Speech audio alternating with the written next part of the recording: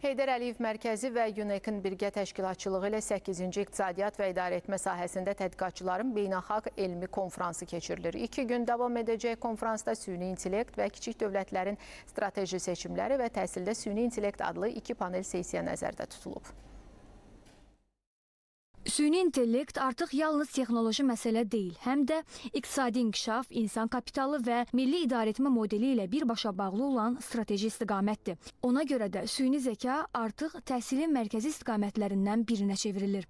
Azərbaycanda da süni intellektin təhsilə inteqrasiyasını təmin etmək məqsədi ilə bir sıra layihələr hazırlanır. Süni intellektin təhsilə inteqrasiyasına artıq start vermişik və sentyabr ayında ilk məhsulumuzu biz tətbiqinə başlayacağıq. Bizim pilot olaraq seçilmiş sayda tələbələr üçün asistent professor dediyimiz süni intellektli tutor tələbələrimizin yanında olacaq. 24 saat 7 gün ərzində proqramla nəzərdə tutulmuş mövzulara dair tələbələrin bütün suallarını həmin o süni intellektli professor assistenti cavablandıracaq. Təhsilin müxtəlif istiqamətlərində süni intellektin imkanlarından yararlanmaq məqsədi ilə də müəyyən işlər görülür.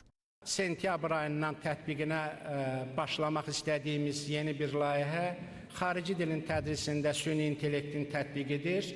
Düşünürəm ki, İqtisad Universitetinin hədəflədiyi üstünlüklərdən biri kimi UNEC bütün məzunları minimum orta səviyyədə ingilis dili bilməlidir hədəfinə süni intellektin dəstəyi ilə nail olacaq.